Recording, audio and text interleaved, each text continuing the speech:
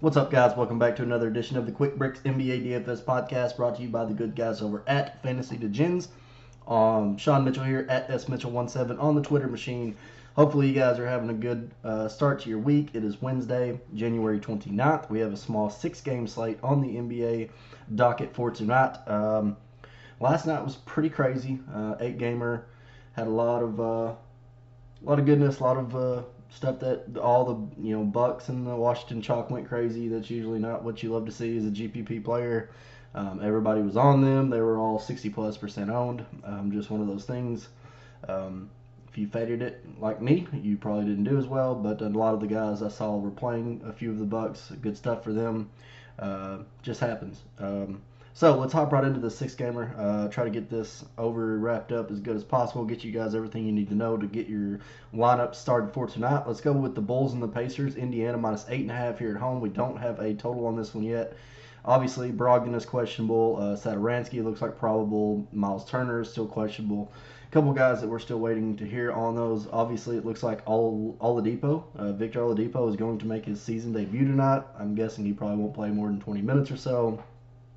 Trying to distinguish and decipher exactly where that will take a hit as far as that rotation goes. Maybe it could be a little bit Jeremy Lamb. Maybe it could be a little Aaron Holiday. I'm sure he will likely come off the bench, or he could start in the event that Malcolm Brogdon sits again, and he just kind of plays in short spurts.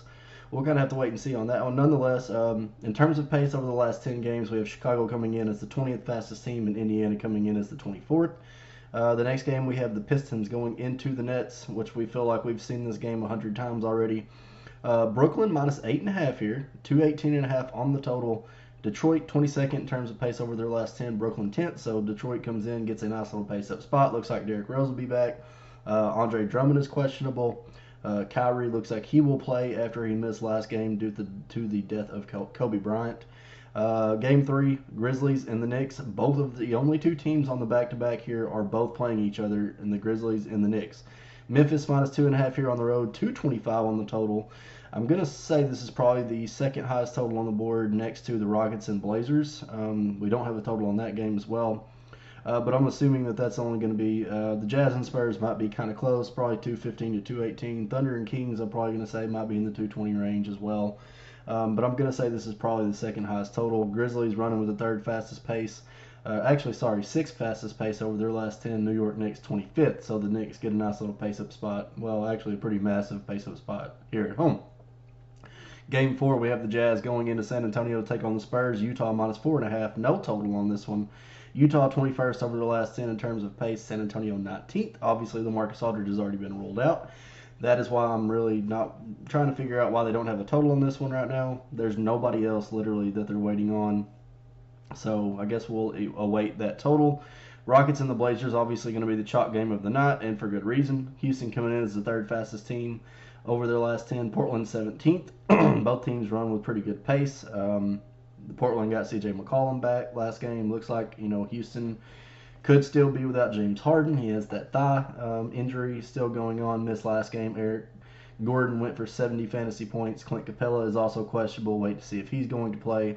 Portland is a minus 1.5 here. Home favorite. No total as well. I'm going to assume this game's probably in the 230s.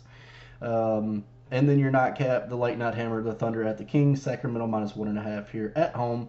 No total on this one. Bagley has already been ruled out. Rashawn Holmes has already been ruled out. I'm really not sure exactly what they're waiting on. Again, another game where there's really no questionables, but there's no total. Oklahoma City coming in as the 16th fastest team over their last 10. Sacramento 13th. So this game's actually going to have some pretty decent pace. Sacramento's been running pretty fast. They were in the top 10 just last week. They were ranked like 4th or 6th in terms of their last 10. So Sacramento's been running with some good pace. They've been playing some good ball lately. Let's jump right into it at the point guard spot where there's a plethora? Yeah. Let's go with plethora. There's a plethora of really good options here at the point guard spot, starting with Dame Lillard at 10.5. He's put up 92, 70, and 84 in his last 3, all at home. And he gets the Rockets here at home tonight. We know this is going to be a good spot for Dame. It's going to be Dame time, and he literally could put up another 70. So 37.1% usage rate in his last 3 here at home, 36 or more minutes in his last 8 straight. 2 games against the Rockets this season, averaging 19 points, 6.5 rebounds, 9 assists, 1 steal, and a 25.5% usage rate. So All signs point good to go for Dame. I think his price is fine. Russell Westbrook, after getting that night off, he will be back in the game. Portland allowing the fifth most of that point guard spot over their last 10. 60 or more fantasy points in his last 5 of 6. 35.8% usage rate in his last 5. Leads the team. Put up 69.8 against Portland at home here in their last game about 7 games ago. And also in 2 games against Portland this season, he is averaging 32.3% usage, 38 minutes a game, 29.5 points, 12 rebounds, 11 assists, 1.5 steals, and a half a block. So Russell Westbrook is likely going to be your guy, especially if Harden is out. We know that he's going to see over 40% usage rate. And, yeah, it's going to be time to go to Pound Town on Russell if Harden sits. Kyrie Irving, again, coming back after missing that last game due to Kobe Bryant's death. Should be wearing his heart on his sleeve. I imagine he probably goes out and probably plays a really big game. 30.4% usage rate in his last 3. 41 or more fantasy points in his last 5 of 7 at home. 31 or more minutes in his last 5. So Kyrie, get a little bit of a cheaper discount here. He is playing against Detroit. The total is fair at almost 219. So totally fine with some Kyrie. We know his usage rate's up there. We know he's going to, Detroit is not exactly the greatest against the point guard spot. So Kyrie at 9-1, I'm totally fine with. De'Aaron Fox has been playing really well lately. Gets OKC, who, again, just allowed a triple-double to Shabazz Napier. De'Aaron Fox has been playing really well lately. He's 8.1 tonight, 56.3, 60.5, and 56.8 in his last 3 at home. He is at home tonight. At home, De'Aaron Fox is averaging 21 points a game, 5.4 rebounds, 7.3 assists, a 28.7% usage rate, and 1.4 steals per game. So De'Aaron Fox has been playing really well at home. He's been playing really well lately and gets OKC at home tonight. And what I feel like will probably be a decent pace game. As I mentioned, both these teams right around the middle of the pack, 16th for OKC and 13th for Sacramento in terms of the last 10 in pace. So De'Aaron Fox will absolutely be in play as well, and that's what I said earlier about there being a ton of spots in the point guard list here. There's just a lot of good plays. Under him, Derrick Rose at 7.6, missed last game due to rest. Put up over 38 fantasy points in his last 3 straight, 30-plus minutes in his last 4. We know Brooklyn as well. Kyrie has about a 126 defensive rating, so 31.0% usage rate in his last 5 as well. So Derrick Rose obviously has been playing really well. We know that. Had the 20 or more real point streak going at 12 games, so let's see if he can make it 13. Spencer Dinwiddie is continuing to play more minutes off the bench than he was when he was starting.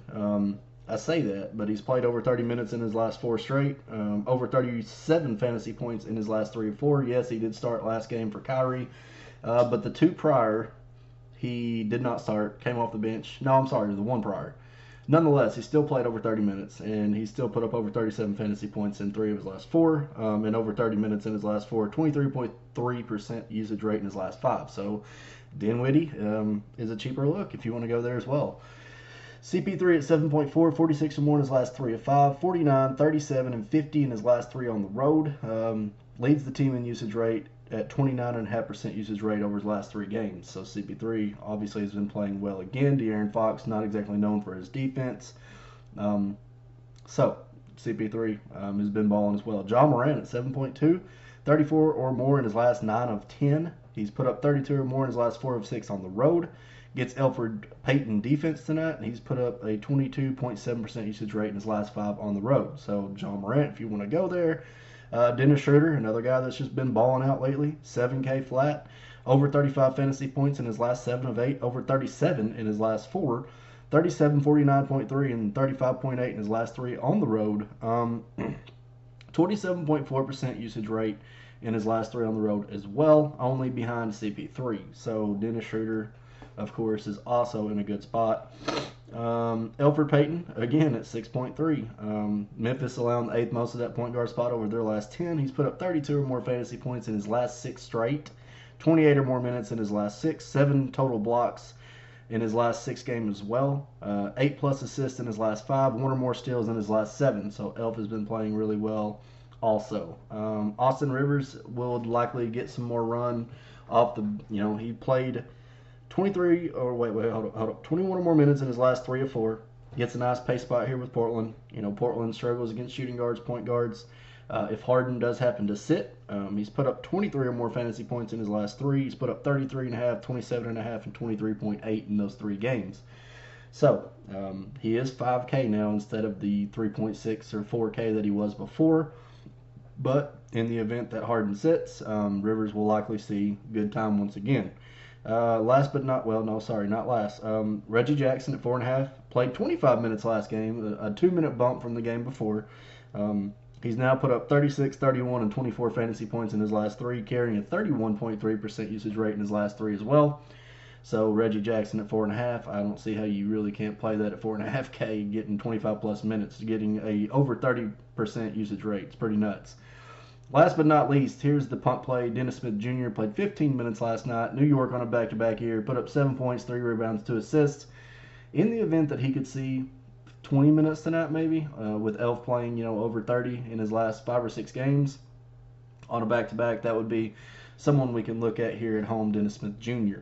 Shooting guard, Harden, don't know yet. Zach LaVine, 8.6. Get a nice little price drop here at home, 56.5. He put up 56.5 versus Indiana at home in their last game. 35.0% usage rate in his last 5 on the road. 72.5, 37.8, 34.3, and 40 in his last 4 on the road. So Zach LaVine is just one of those guys. DeMar DeRozan at 8.4, 45 or more in his last 3 of 4 at home, over 35 minutes in his last 10 straight, carrying around a 24.2% usage rate in his last 5 at home. We know DDR is a good option pretty much every single night. Donovan Mitchell has come alive lately, 8K, 37 or more in his last 3 of 4, 46.5, 51.8 in his last 2.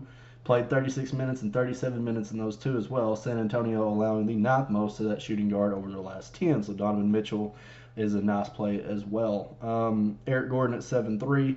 Not really hot about the price here, but, if he's going to start, likely he will if Harden sits. He should probably start at the shooting guard spot. He's put up 40.3 and 70 in his last 2 of 3. Portland, of course, allowing the 10th most of that shooting guard over the last 10. So Eric Gordon, if you want to go there, I think I'll be fine with it. I'm just not exactly thrilled about the price. Shai Gilgeous-Alexander at 7.3. I would probably rather go to Shai Gilgeous, considering the fact that he's fresh off a double-double. He's put up 36 or more in his last 3 of 4 on the road. Sacramento allowing the 5th most to that shooting guard over their last 10. So, their defensive prowess at the shooting guard spot has not been good. I'm not exactly sure if that's why Buddy got sat and moved to the bench. But Bogdanovic obviously is not doing that much better. So, CJ McCollum at 6.9. If you want to go there against Houston at home, I think it's a great spot. He's a little bit cheaper. 39.3 fantasy points in his return game 3 nights ago. He played 36 minutes, put up 28 points, 1 rebound. He took 21 field goal attempts, had 9 3-point attempts. And he's also put up 36 or more in his last 4 or 5. So CJ McCollum will be the guy that everybody forgets about once again, and I believe could be a breaker. Jeremy Lamb at 5.2, 28 and 34 minutes in his last 2, 32 and 38.5 fantasy points. Only a 19.1% usage rate, but doing a little bit of everything. Not exactly sure if he will get affected by the Oladipo return or not. But at 5.2, the way he's been playing and the minutes that he's getting, I tweeted like 2 days ago that he was, coming out of that slump after he put up the 32-point game, and then bam, puts up a 38.5 at 4.5K. So now he's only 5.2 in a decent spot against Chicago. Buddy Hield at 7.1. Again, I missed him earlier in this list, so I had to put him in. 56, 36, 31 in his last 3. No, sorry. 56 fantasy points, 36, 31, and 51 in his last 4. Now playing off the bench, and he has a 32.1% usage rate in those 2 games that he's came off the bench. So, Buddy Hield, again, has been balling off the bench. Gary Trent Jr., if you want to go there, is 3.9. He's still played 26 minutes with the return of CJ. He's played 26, 31, 41, and 36 minutes in his last 4. His fantasy point totals obviously have not been the greatest. He's put up 15, 27, and 19, and then 48 in his last 4. So, of course, the 48 was whenever I think, CJ sat, he started and had a big game. But he's 3.9 if he's getting minutes. If you want to look there in GPPs. Garrett Temple, 3.5K, started last game, played 34 minutes. He's now played over 20 minutes in his last 3 or 4. He's put up 22, 11, and 25 fantasy points in his last 3. Obviously, you see the floor and the, not the ceiling, but, the decent upside that he can bring. The 22 and 25 definitely exceeding that 3.5 price tag. So, Garrett Temple, if he starts again at 3.5K, could be a filler spot for you. Moving on to the small forward spot, we have Danilo Gallinari, 40 or more in his last 3 of 5. Sacramento allowing the 8th most of that small forward, power forward spot. Over 32 fantasy points in his last 4 of 6 on the road. So Gallinari obviously going to be a good looking spot. Small forward spot, I'll tell you right now, is pretty ugly. Marcus Morris at 6.5K, over 30 fantasy points in his last 4 of 6. He's played 34 or more minutes in his last 4, and he's scored 20 or more real points in his last 4 as well. Been a scoring machine. That's really what he does well. He's a scoring small forward. So Marcus Morris at 6.5K, that's what you're really paying for. Bojan Bogdanovic at 6K, over 31 minutes in his last 7 of 8, over 31 fantasy points in his last 4 of 6, carrying a nice little 24.5% usage rate over his last 5. Don't mind that going into San Antonio. Daniel House obviously played really well last game after getting the start. 5.5K, over 21 fantasy points in his last 3, 25 or more minutes in his last 5, 5+ rebounds in his last 3, and 8 total steals in his last 3. So probably a better play over on FanDuel. FanDuel, I haven't looked at the price yet, but his defensive stats have been really good. And he's a 3-and-D type player. He's a 3-point shooter, and he can rebound. 5+ rebounds in his last 3 is a good number. But the 8 total steals in his last 3 is really good. Trevor Ariza, nice little revenge match against Houston here at home. Now playing for the Blazers at 4.9. He's played 29 or more minutes in his last 6 of 7. He's put up over 30 fantasy points in his last 4 of 7. Houston allowing the 10th most of that small forward spot over their last 10 as well. So Ariza is in play. Bruce Brown at 4.6, 26 or more minutes in his last 3. He's put up 18, 32, and 22 fantasy points in those 3. 7+ points, 7 total rebounds, 4+ assists in those 3 as well. So he's been playing decently. Obviously, Rose will be back tonight, but Bruce Brown was already playing good minutes. So it's just kind of preference. Doug McDermott and Justin Holiday here. I got both of them listed because they're both in a little bit of a revenge spot. McDermott has actually played 21 or more minutes in his last 6 straight. He's put up 24.8 and 32.5 fantasy points in his last 2. Chicago is allowing the 7th most of that small forward spot over their last 10. And Justin Holiday also in a revenge spot. He has also played 22 or more minutes in his last 10 straight. I shouldn't have said also because McDermott hasn't done that. Nonetheless, Justin Holiday, 22 or more minutes in his last 10.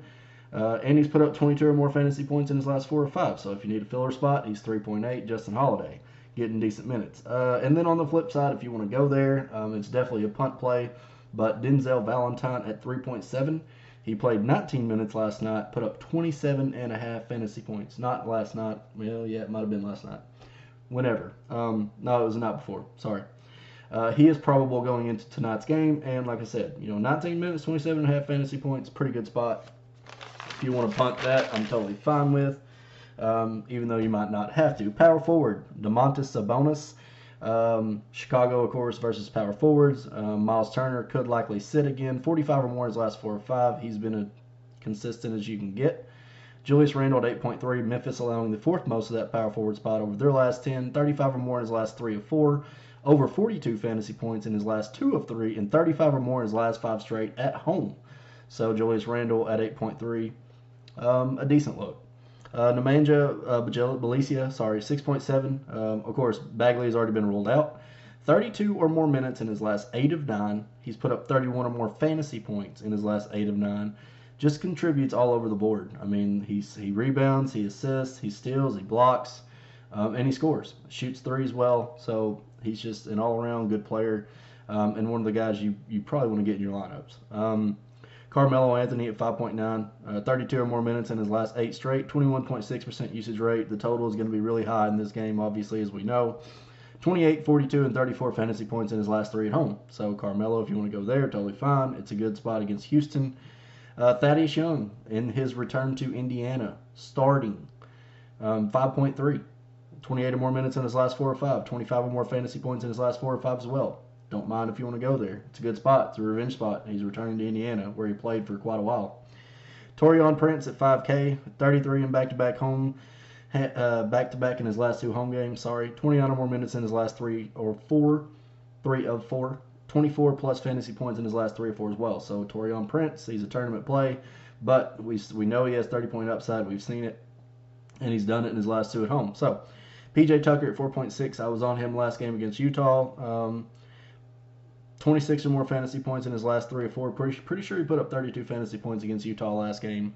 Obviously, they were missing a ton of folks. They were missing Capella, Harden, and Russell Westbrook. So don't expect that probably. But if Harden sits, not to say that he can't put up the 26 or more that he's put up in his last 3 or 4. So PJ Tucker, 26 or more in his last 3 or 4. Of course, the minutes are there. He gets Melo's defense. And Portland is allowing the 10th most of that power forward spot over the last 10. Markieff Morris at 4.4, 24 more minutes in his last 4, 9 plus field goal attempts in his last 3 or 4. He's put up 3 or more 3-point attempts. The shots are not exactly falling. He's getting the minutes. Obviously, the usage is ate up by a few players on that Detroit team. But nonetheless, he's getting good minutes. So if you want to go with Markieff there at 4.4, it's against Brooklyn. It's a decent spot. Rudy Gay at 3.6 played 22 minutes without LaMarcus Aldridge. 18 fantasy points, not the greatest, but we know that he does have decent upside if he gets that kind of minutes. So if you want to go there, he's there. Moving over to the center spot, Andre Drummond at 9.7 just put up 55 against them last game. 2 games ago, 55. He's went over 50 in his last 3 or 4. Don't really have to talk to you about Drummond. We know he's good. Rudy Gobert at 8.7, I think, is in a really good spot, obviously, in San Antonio without LaMarcus Aldridge. 47 or more in his last 4 on the road. San Antonio allowing the 4th most to that center spot over their last 10. So Rudy Gobert, absolutely great spot. Hassan Whiteside is also in a good spot. 8.5K. Capella could be sitting once again. He's put up 52.5 and 57.8 in his last 2 of 3. Double-digit rebounds in his last 13 of 14 games. He's put up a double-double in his last 3 straight, and literally like his last 12 of 13. So Hassan Whiteside's been a double-double machine. He's been a rebounding machine. He's been playing tons and tons of minutes and gets a pretty dang good spot here tonight, especially if Capella sits. So Whiteside at 8.5 will probably be a chalky spot if Capella sits, but I don't mind it. Jarrett Allen, if you want to go down a little bit, at 6.1. He's been good against Detroit. Put up 51 fantasy points against them 2 games ago in Detroit.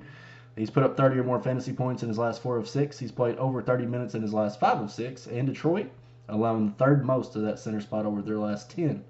Jakob Poeltl at 5.6 for the Spurs. Played 36 minutes last game in the event that LaMarcus Aldridge sat, and he put up 40.3 fantasy points. Not exactly sure that I would think that he could even get close to that against Rudy Gobert in Utah. Nonetheless, if he's going to get 36 minutes, he's 5.6. He was 3.2K last game, so you see the jump. I was all over him that last game. So 5.6, if you want to pay it, you probably more of a, I don't know. I don't know if I can pay that for him against Utah. Nerlens Noel at 4.4. Elected to go with him over Adams for the simple fact that he's been playing decent minutes, and Adams has only played 22 and 24 minutes in his last 2. He's kind of banged up. And Noel is 4.4K. Sacramento struggled against centers. He's played 19, 25, and 30 minutes in his last 3. He's put up 22, 21, 27.3, 32.3, and 26 in his last 5. So, again, for the price, I think he's getting you a little bit more bang for your buck lately. So Nerlens Noel against Sacramento, I think I'm fine with. Finally, last but not least, Thon Maker at 3.8. He's played 17, 20, and 23 minutes in his last 3. I think he's been starting at the 4. He's been starting at the power forward spot. He's put up 30, 26, and 24 fantasy points in those 3 as well. 9 or more points, 6 or more rebounds, 5 total assists, at least 1 steal, and 3 total blocks in those 3 as well. So Thon Maker's actually been playing pretty well. Gets a nice spot here against Brooklyn. We love fading the Brooklyn center spot, or the power forward, whatever you want to call it. So that's a good decent look there if you want to go Thon Maker at 3.8.